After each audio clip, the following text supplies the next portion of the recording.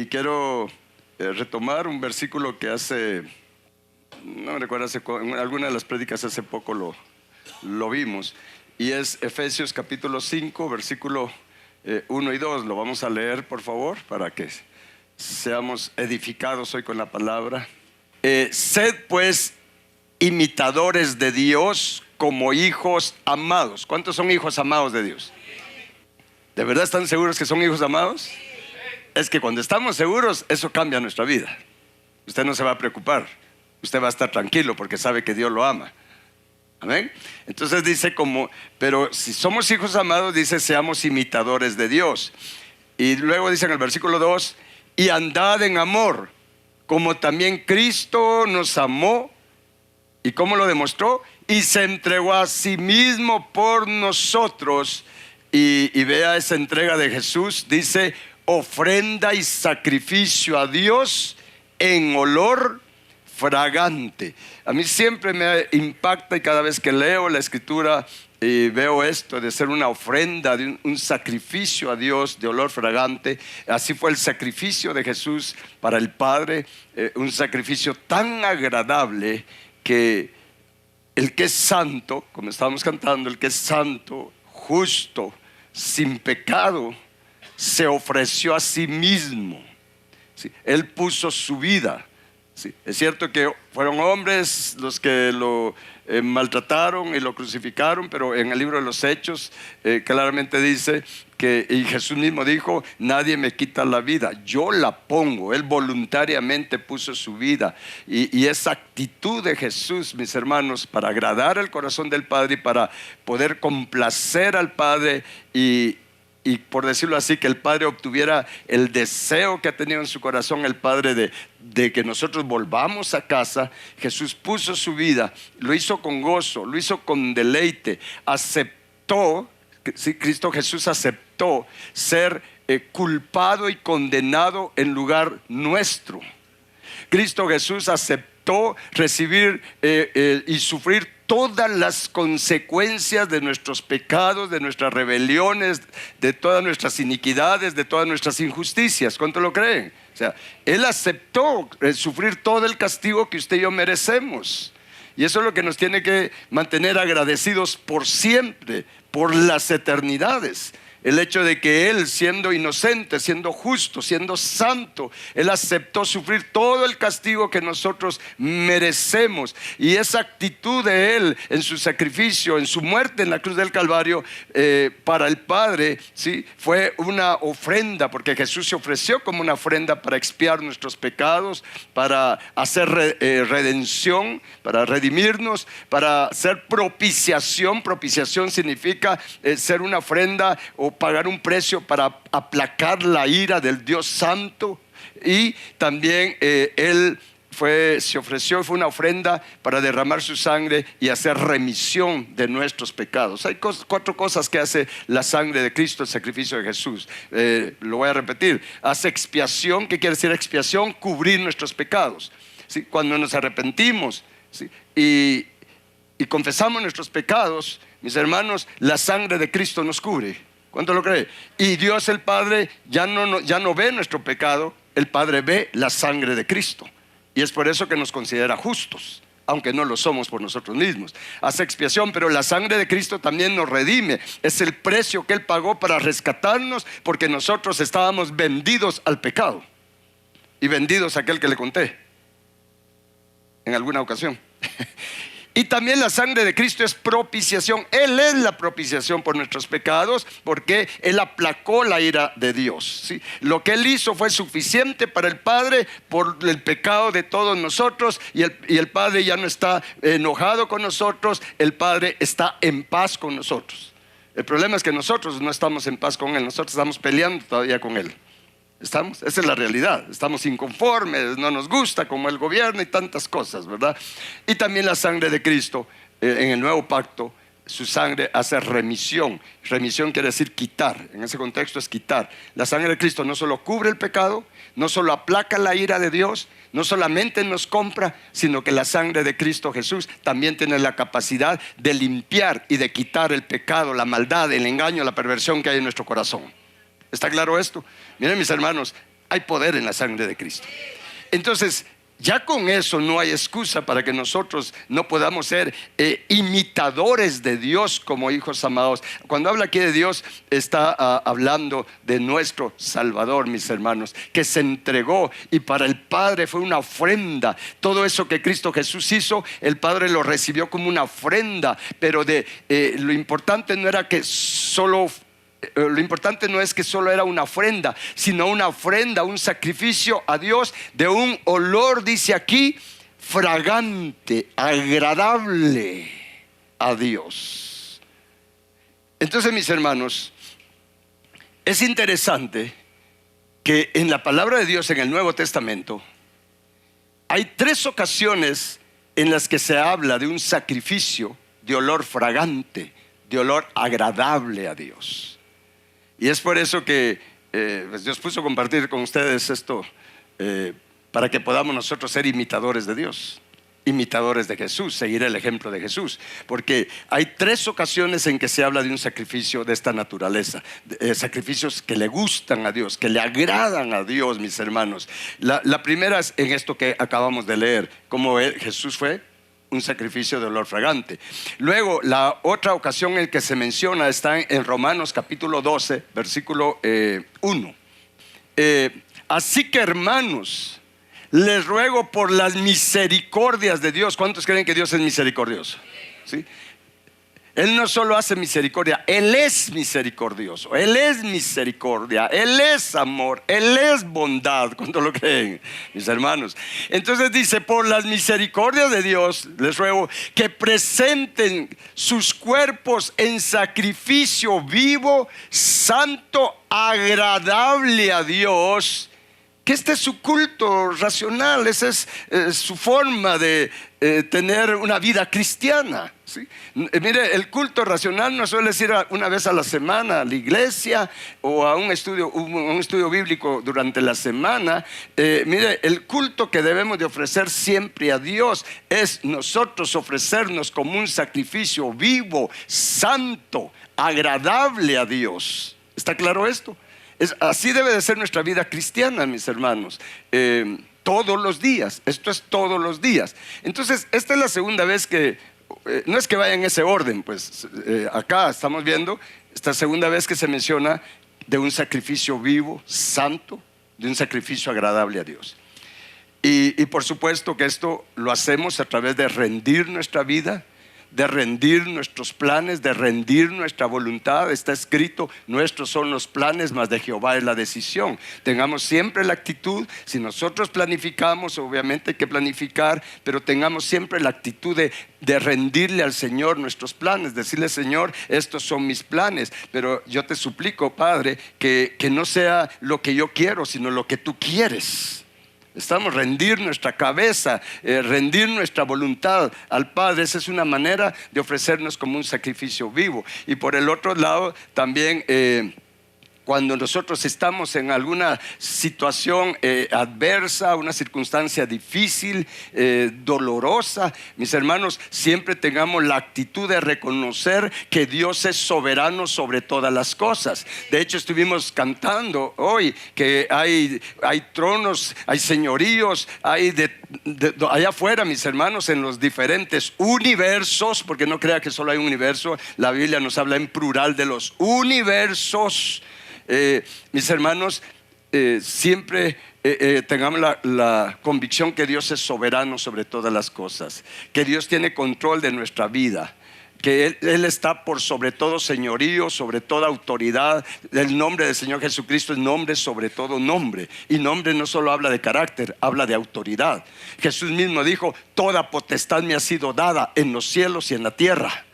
Sí, digo, en los cielos, en la tierra. Entonces creamos eso para que en cualquier situación que nos suceda, principalmente dolorosas o desagradables, tengamos la actitud, no solamente de darle gracias a Dios, gracias ¿por qué? Por la situación, no, darle gracias a Dios porque Él está con nosotros, y si Él es por nosotros, ¿quién contra nosotros, mis hermanos? Y adorarle, ¿sí? Tener la actitud de adorarle, no importa la situación. Cuando nosotros le adoramos, cuando nosotros ofrecemos un sacrificio de alabanza, mis hermanos, estamos ofreciéndonos nosotros mismos como un sacrificio santo, agradable, de olor grato, de olor fragante a Dios.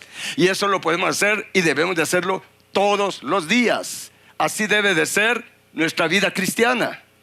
¿Está claro esto? Todos los días. Y Dios, miren, nos da la oportunidad todos los días, ¿sí? Todos los días, de alguna manera nos da la oportunidad de nosotros ofrecernos como un sacrificio vivo y adorarle, no importa lo que esté pasando. En todo y por todo tengamos la actitud de darle gracias y de adorarle, ¿sí? David tenía esa actitud, y es por eso que Dios dijo: he hallado un hombre conforme a mi corazón, quien hará todo lo que yo quiero. Y dentro de eso que Dios quiere es que nosotros seamos un sacrificio vivo, santo, agradable.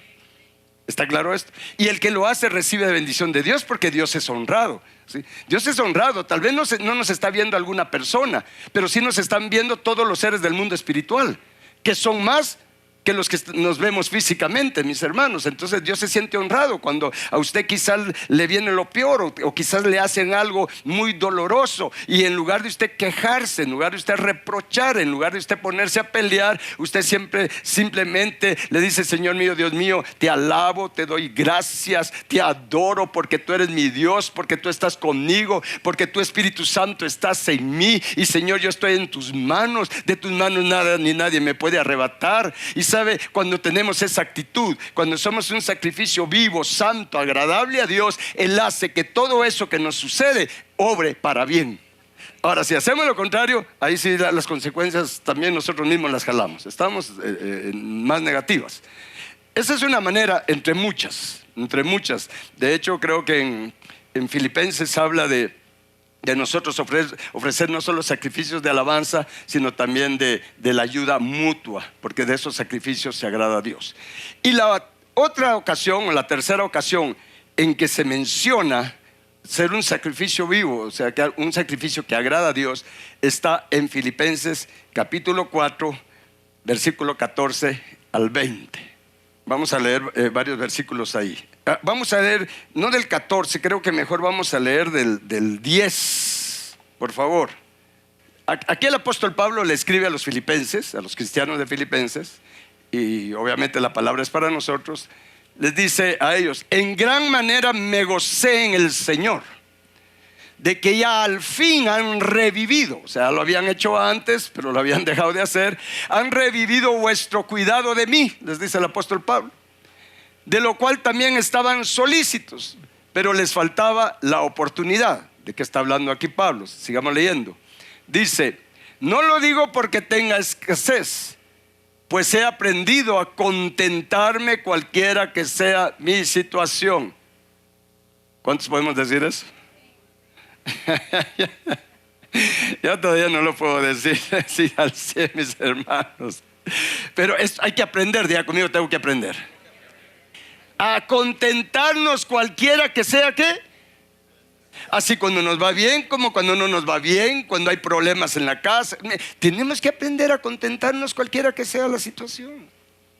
Entonces Pablo, me gusta porque Pablo les aclara, o sea, les pone ahí el contexto, ¿verdad?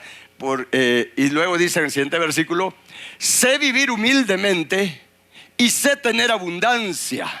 En todo y por todo estoy, ¿qué dice? Enseñado. O sea, pasó sus circunstancias, pasó esas pruebas y él aprendió, fue enseñado. Así para estar saciado como para tener hambre, así para tener abundancia como para padecer necesidad. O sea, vea los dos extremos, ¿sí? Momentos de abundancia y momentos de necesidad. ¿No le ha pasado a usted? O algunos no han pasado por esas circunstancias. A veces, como decía, me recuerdo que mi abuelo, pues mi familia, de parte de mi mamá, siempre, toda la familia de agricultores, decía: hay veces que el pato nada y hay veces que ni agua bebe.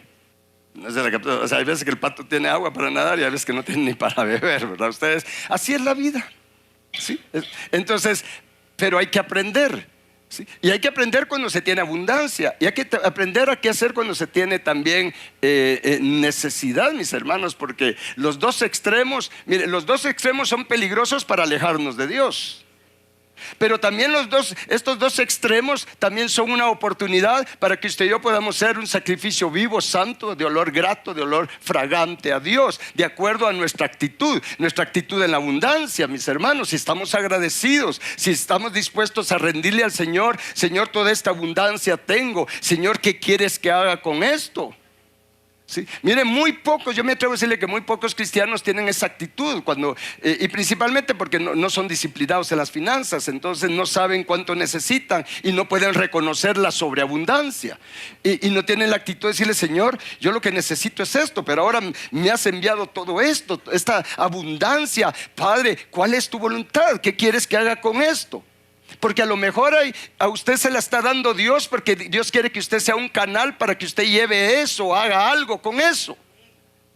O a lo mejor también el Padre sabe que usted está anhelando algo y el Padre le puede decir: no, te lo estoy dando para que te compres aquello o hagas aquello que tenés deseos de hacerlo, ¿ya? Pero bajo la dirección de Él. Pero también esa sobreabundancia me puede llevar a desbordarme, y entonces, como tengo que gastarlo, ya no tengo tiempo para ir a la iglesia o de buscarlo, de orar.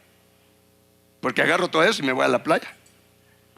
No es malo ir a la playa, ¿verdad? Pero entonces se da cuenta que es una oportunidad para adorarle, para hacer un sacrificio vivo. Porque es un sacrificio: Señor, gracias, adorarle. No soy merecedor de esto, Señor, pero me lo estás dando, es por algo.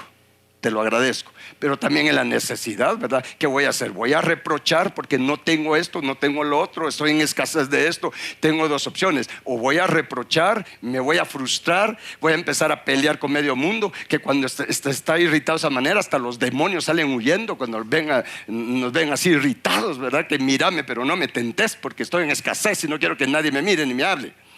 O una oportunidad para poder adorar a Dios. Decirle: Señor, gracias por esta oportunidad que me estás dando de esta escasez, porque en esta escasez yo voy a ver tu misericordia, voy a ver tu cuidado. Señor, yo sé que tú estás conmigo, tú conoces de qué cosas tengo necesidad, Padre, y gracias porque tu presencia está conmigo, tus ángeles me ministran. Estamos, y adorarle: yo te adoro, Padre, tenga o no tenga, yo te voy a adorar, porque tú eres Dios. ¿Está claro? Entonces, mis hermanos, luego dice acá: en todo y por todo estoy enseñado. Y entonces hace esta declaración: todo lo puedo en Cristo que Él me fortalece. O sea, al final no es con nuestras fuerzas. Podemos hacer un sacrificio vivo, ser un sacrificio vivo, adorarle en todo momento, darle gracias en todo momento, pero es con la fuerza que Jesús nos da. Porque el experto para hacer un sacrificio vivo, santo, agradable a Dios, el experto es Jesús. Y Él es el único que nos puede ayudar. Nuestra carne no nos va a ayudar, ¿sí? El diablo menos, ¿sí? Nuestra carne se levanta y reprocha, alega, se revela, ¿o no?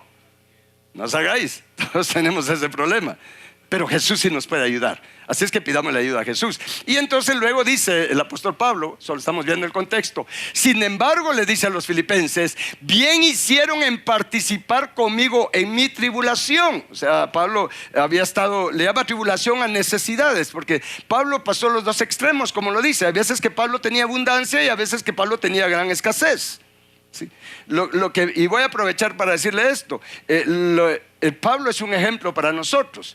Porque cuando él tenía abundancia, obviamente él se dedicaba un poco más tranquilo a la obra. Pero cuando tenía escasez, tampoco se quedaba ahí esperando y viendo a ver quién le daba algo. Él se ponía a trabajar, ¿sí? Y trabajaba durante el día para poder predicar y enseñar en la noche. Y eso no es pecado.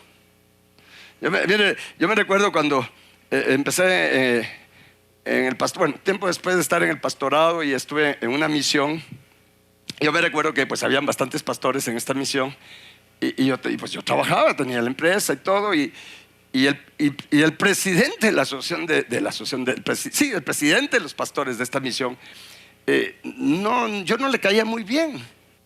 ¿No le pasaba que usted no le cae bien a veces a alguna persona?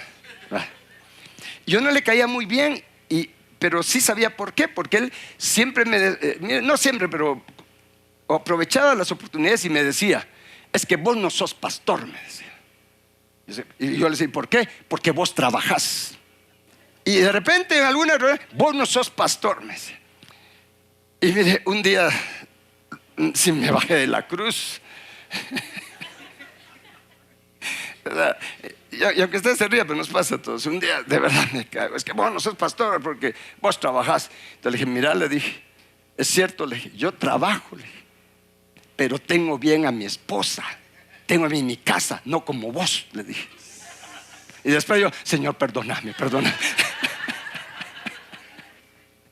Ese día Dios me tuve que arrepentir, pero no aguanté porque sabía cómo estaba la condición. Porque mire, hay quienes están trabajando en la obra y de verdad por pura negligencia están mal. Me recuerdo que una vez también conocí a un pastor, este pastor bien especial. No sé de qué misión era al final de cuentas, pero ni me recuerdo cómo fue que lo conocimos. Y nos hicimos clic, me cayó bien. Pero fíjese que cuando lo conocimos y fuimos a su iglesia, que era por Tierra Nueva, no sé cómo se llama por ahí. La iglesia bien chiquitita, o sea, chiquita, así cabían como unas 20 personas, así hecha de madera. Y él vivía en la parte de atrás, así en una champa, así con láminas. ¿Sí? Láminas a los lados, paredes de lámina, techo de lámina. Y entonces esa vez que llegamos y lo conocí, ¿va? ¿Y cuántos hijos tiene, hermano? 11, me dijo. Y tenían 4 camas. Ellos literalmente dormían así, jateaditos. Y eso sí, él bien amable, la esposa un amor de gente, de verdad, porque aún en sus limitaciones, porque estaban en unas limitaciones, pero ahí estaban, ellos querían que comiéramos ahí el arroz, me recuerdo que nos daban siempre arroz. Entonces yo pues esa vez, yo acababa de terminar un proyecto, yo siempre en los proyectos hacía campamento, donde llevaba a la gente a trabajar, y entonces como acababa de terminar el proyecto, pues tenía camas, catres que se compraban para el campamento de la gente. Entonces yo le ofrecí, le dije, mire, le voy a regalar unas camas, porque incluso tenían, de los 11 había un chiquitito que lo tenían en un como cajoncito de madera colgado así de unas vigas ahí, ¿verdad? Ahí era su cama. Entonces, y le regalamos camas, pero ya como empezamos a ir a predicar ahí todo, que eso fue una experiencia bien tremenda, porque ya le agarré un poquito de confianza, entonces ya le empecé yo a hablar, ¿verdad? Le dije, mire hermano, usted no puede estar viviendo así. Bueno, y resultó que después, antes de esto, lo dejé de ver como unos 6 meses. Y cuando lo volví a ver me dice, mire, fíjese que se casó mi hijo grande, me dijo. Que dije, ya solo quedan 10. ¿Y qué? Se trajo a la esposa, me dice. Le estoy hablando de una realidad. Entonces mis hermanos, entonces sí, ya le hablé, le dije, mire hermano, usted no puede estar así. Le dije, ¿Usted qué tiene? ¿Qué oficio tiene? ¿Qué sabe? Es que soy albañil, me dijo. Por favor, trabaje, hermano. Y en la noche atienda la iglesia. No, porque es que si trabajo es pecado, me dijo. Así le habían enseñado. La cosa es que, mire, yo no sé cómo, pues obviamente el Espíritu Santo hizo la obra porque lo convencí de que él tenía que trabajar y empezó a trabajar, y como ahí donde estaba era un predio donde él pagaba un alquiler. Y le dije, ¿cuánto paga acá? Porque a veces tenían para pagar alquiler, pero no tenían para comer. Hacían culto todos los días para recoger ofrenda a ustedes para tener que comer, pero la congregación casi que era solo su familia, sus hijos. Entonces al final resultó que tenían su terreno por San Raimundo, no sé si conoce de San Raimundo. Entonces le dije, mire hermano, por favor, váyase para allá, ahí tiene terreno, ahí ponga la iglesia, usted es albañil, ahí esa es tierra de albañiles, usted va a tener trabajo. Y mire, yo no sé cómo me hizo caso, pero lo hizo y se fue. Pero me dio risa porque después con mi esposa, porque agarró la iglesia, como era de madera, la desarmó y así la fue a armar allá. Mire, eso parecía circo. Yo, este es el circo que lo desarmó aquí, lo fue a armar exactamente igual. Ya compuso su casa, tenía su terreno, empezó a trabajar de albañil. Y entonces ya empezó a cambiar la situación de él. Los hijos ya tuvieron la oportunidad de enseñar, porque todos estaban en la alabanza. Eso sí, un corazón que tenía. Mis hermanos tocaban teclado, que batería. Empezaron a dar clases allá y les empezó a cambiar la vida.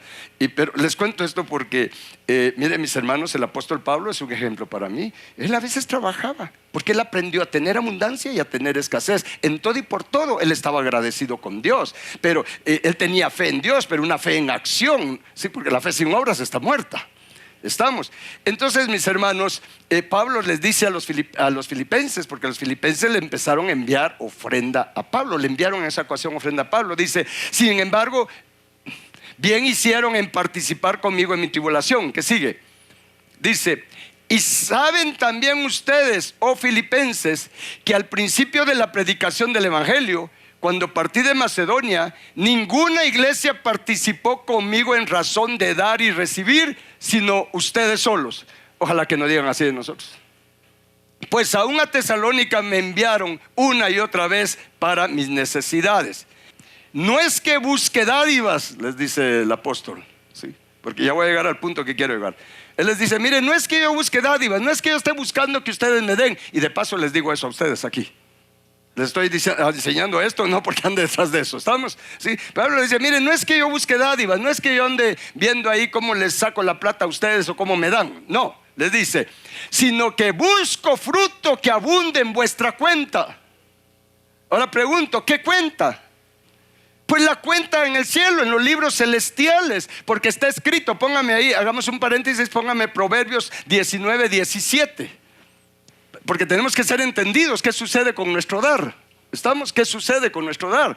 Dice: a Jehová presta el que da al pobre o al necesitado, y el bien que ha hecho se lo volverá a pagar. O sea, Dios registra cada vez que nosotros damos, ya sea para ayudar al necesitado o damos para la obra de Dios, y lo hacemos con gusto, lo hacemos con deleite, lo hacemos con gozo. Mis hermanos, se lleva un registro en los libros de Dios. Dios tiene varios libros: el libro de la vida, el libro de memorias. Tiene Dios. Si alguien registra todo, si alguien conoce todo, es Dios. ¿Cuánto lo creen?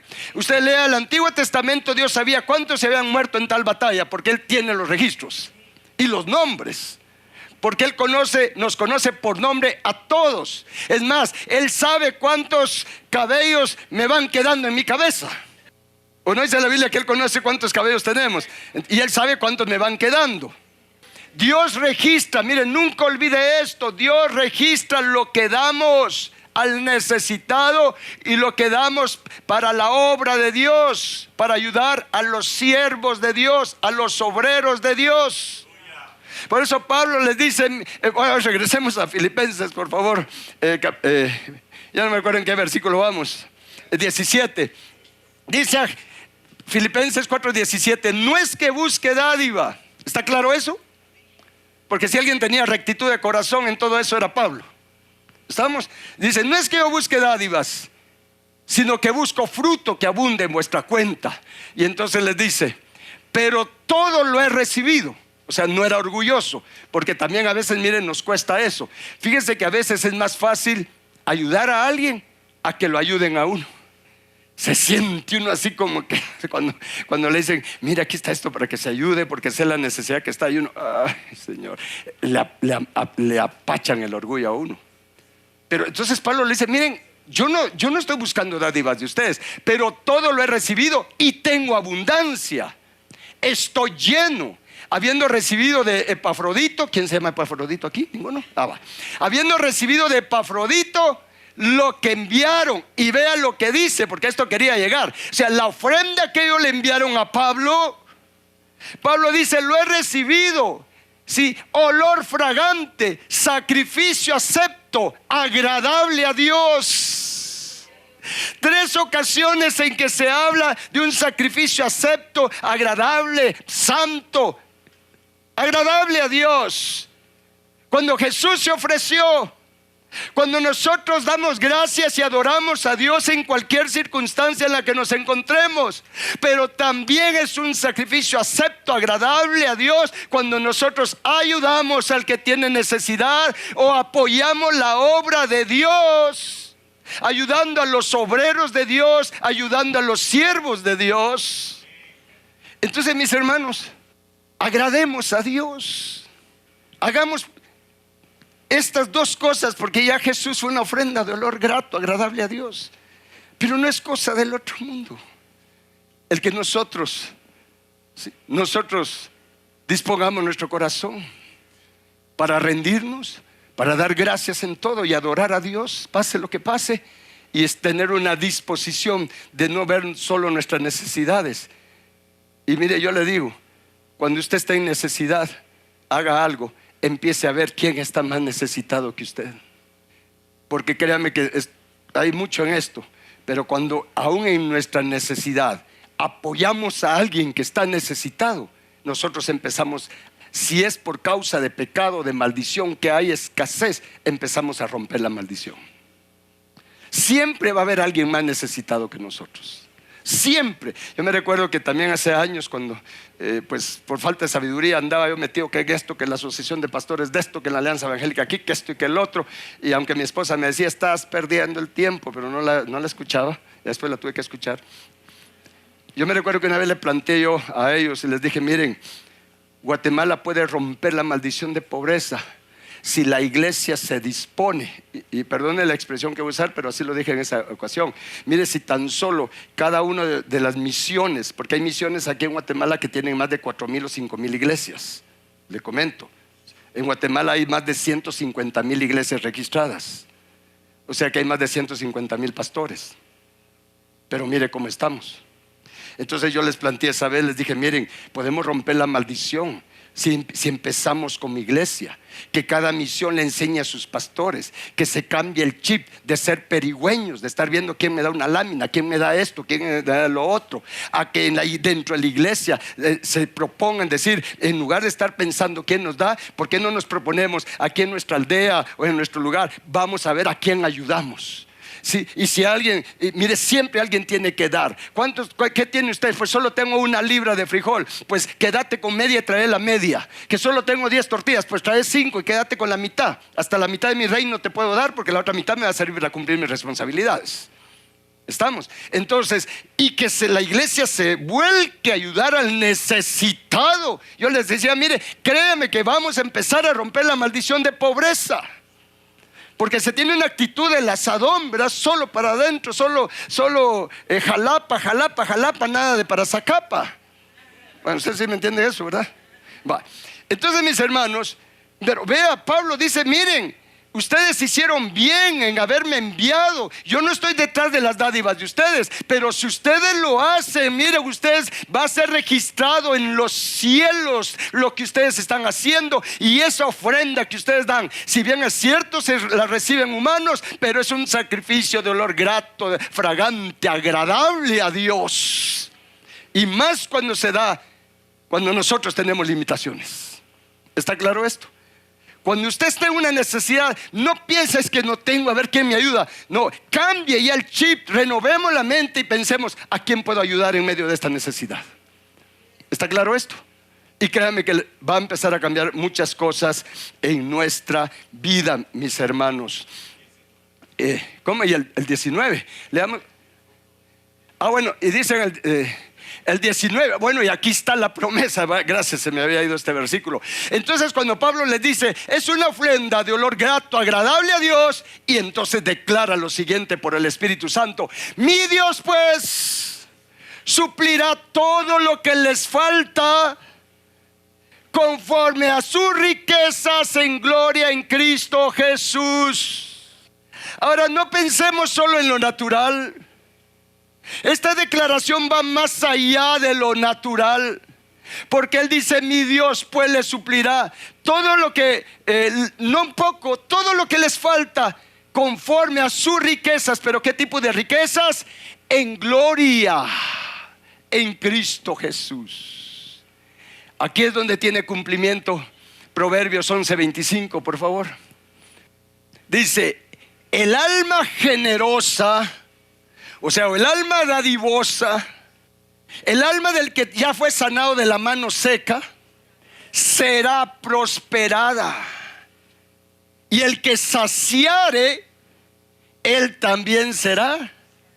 Pero a mí lo que me impacta es, porque esto tiene relación con lo que Pablo dijo a los filipenses.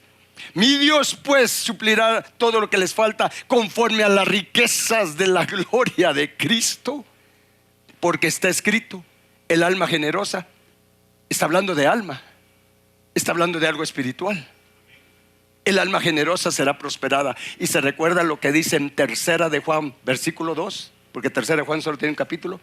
3 de Juan, versículo 2, que dice: amado, yo deseo que seas prosperado en todas las cosas, así como prospera tu alma. Y en Proverbios dice: el alma generosa será prosperada. Y Pablo dijo: mi Dios pues suplirá todo lo que les haga falta conforme a sus riquezas en gloria. ¿Sabe cuál es la mayor bendición que Dios nos da? Cuando somos desprendidos, diga conmigo, desprendidos. Cuando somos liberales en dar, cuando somos generosos para dar. La bendición más grande que Dios nos va a dar es prosperar nuestra alma, porque entonces todo lo demás va a ser prosperado. Así de sencillo. Mire, eso es lo mejor que nos puede pasar, porque cuando nuestra alma prospera y usted empieza a prosperar en todo lo demás, entonces usted va a estar cada vez más sometido al gobierno de Dios, a la soberanía de Dios. Y si ese día usted se muere, usted se va con un alma prosperada. Miren, mis hermanos, esto es poderoso. Es por eso, y con esto voy culminando, que en Santiago 1:27 nos dice cuál es la verdadera religión. La religión pura y sin mancha o mácula delante de Dios el Padre es esta: visitar a los huérfanos y a las viudas en sus tribulaciones. Aunque aquí solo se mencionan los huérfanos y las viudas, también están todos los que padecen alguna necesidad, los extranjeros. De hecho, en el Antiguo Testamento había una ley, está la ley de Dios de ayudar a los huérfanos, a las viudas, a los extranjeros y a los pobres. Y cuando alguien segaba el campo, imaginemos que alguien tenía en su campo de cultivo cuadrado, Dios les había ordenado: cuando levanten la cosecha, número 1, no cosechen lo que está en las esquinas. Hay 4 esquinas. Esas déjenlas para el huérfano, para la viuda, para el pobre y para el extranjero. También está escrito en Hebreos que casi todo es limpiado con sangre. O sea, casi todo es que quiere decir que no todo. Dios se reserva algo. Y luego dice: pero el que da limosna, dijo Jesús, todo le será limpio. El que ayuda, el que da, porque en eso estamos identificándonos con el Padre, que dio lo mejor de Él. ¿Está claro esto? Entonces, mis hermanos, la religión, si vamos a practicar una religión, es esta: visitar a los huérfanos. Esa palabra visitar significa visitarlos para ayudarlos, inspeccionar, estar pendientes, velar por sus necesidades. Y luego dice: y guardarse sin mancha del mundo. O sea, trabajar en la limpieza del corazón. Esta es la visión de la cruz. ¿Cuántos han llevado el diplomado en crecimiento espiritual? La visión de la cruz, la barra vertical. Trabajar la limpieza de mi corazón para llegar a amar a Dios con todo mi corazón. Pero también el ministerio, también mi extensión hacia mi prójimo, mis hermanos, a llegar a amar a mi prójimo como a mí mismo, pero principalmente para ayudar a los necesitados. Es cierto que hay que ir a predicar, es cierto que hay que ir a ministrar, pero yo puedo estar predicando por todos lados y ser indiferente a las necesidades de la gente, ser indiferentes a los huérfanos, ser indiferente a las viudas mayores de 60 años, por supuesto. Las que no, cásense por favor, dice ahí la palabra. Y si no tiene con qué casarse, ven, aquí le buscamos, aunque sea, siempre hay un rato para un descosido. Esta es la visión de la cruz. La religión pura, sin mancha delante de Dios es esto: buscar a Dios, limpieza de corazón y guardarse sin mancha. ¿Qué sin mancha? Limpio de corazón. Pero hay que ayudar a los necesitados. ¿Me está escuchando? Hay que ayudar a los necesitados. Todos tenemos algo con que hacerlo. Nadie puede decir: no, es que yo no tengo nada. Bien, si buscas en tu casa hay algo. Es por eso que realmente es pecado guardar cosas que no usamos. Sí, la palabra dice que el modo de eso va a testificar en contra nuestra. Y el engaño que tenemos, no, es que de repente me puede servir. Bueno, si un día te va a servir eso y Dios no te lo puede proveer, pues, ¿por qué no se lo damos al que lo necesita ahorita? Hay que vaciar la casa para que la puedan llenar. Y nadie puede decir no tengo. Tú te puedes dar a sí mismo para ir a ayudar, para ir a consolar, a orar, a fortalecer al que está en una situación bien difícil. Póngase de pie y vamos a orar. Padre eterno, te damos gracias. Gracias, Padre, porque tú eres misericordioso y piadoso. Padre, gracias porque hasta aquí tú nos has ayudado y nunca nos dejas ni nos desamparas. Y gracias por la oportunidad que nos das a cada uno de nosotros, Padre, de poder ser bendición a nuestro prójimo, de poder manifestar tu amor, Padre celestial, a través de extender nuestro corazón, a través de nuestras manos, Padre celestial, sabiendo que tú eres quien mora en nosotros y tú eres santo, tú eres amor, tú eres misericordia, tú eres bondad. Señor Dios, perdónanos por todo el egoísmo que hemos tenido, la indiferencia que hemos tenido como pueblo tuyo, como hijos tuyos. Nuestra indiferencia al necesitado, nuestra indiferencia al huérfano, a la viuda, al extranjero, Señor nuestro, al pobre. Y también te suplicamos, Señor, que nos perdones, porque hemos pensado que solo nosotros somos los necesitados. Señor, gracias, porque ahora nos estás hablando. Y te suplico, Padre, que produzcas en nosotros así el querer como el hacer por tu buena voluntad, de velar por las necesidades de los huérfanos, de las viudas, de los pobres, del extranjero necesitado, Señor, en nuestra nación, en esta tierra. Y danos la sabiduría para hacerlo, Padre. Danos el discernimiento, Señor, para saber a quién quieres tú que vayamos, a quién quieres que le extendamos nuestra mano. Hacerlo de corazón, pero con sabiduría, con discernimiento, guiados por tu Espíritu, Padre. Padre eterno, Padre santo, gracias, Padre, porque tú suples nuestras necesidades. Padre, gracias por tus obreros, gracias por tus ministros, Señor nuestro. Y Padre, te suplicamos, Señor, levanta obreros, levanta ministros, porque la mies es mucha. Y ábrenos puertas, Padre celestial, para llevar y dar a conocer el nombre del Señor Jesucristo, haciendo discípulos en todas las naciones, llevando liberación, sanidad al predicar el Evangelio, enseñar el Evangelio de tu reino, Señor, con manifestación de tu poder, liberando y sanando a los oprimidos por el diablo. Padre celestial, ábrenos puertas, Señor, a cada uno de nosotros y a cada uno de nuestros hermanos en esta tierra, Padre. Ábrenos puertas para ganar almas para Cristo, y ábrenos puertas para ser discípulos para Cristo Jesús. Ábrenos puertas para enseñar un camino de regreso a ti, Padre, para enseñar del supremo llamamiento que nos haces en Cristo Jesús. Padre celestial, ábrenos puertas y produce en nosotros el deseo y la acción, Padre, de dar de gracia lo que de gracia recibimos, de tener convicción que cuando ayudamos al necesitado, a ti te estamos ayudando, Señor. Tú lo recibes como para ti, Señor. Cuando ayudamos, Señor Dios, o visitamos al enfermo, o a los que están en las cárceles, Señor, a ti lo hacemos, Jesús. A ti lo hacemos. Tú lo has dicho, que a ti te lo hacemos. Señor, ayúdanos a ser sabios, Padre, ayúdanos. Danos sabiduría, Padre, para no vivir solo para nosotros mismos, Padre, para no estar buscando cada uno lo suyo propio, sino buscar lo que es de Cristo, Padre celestial.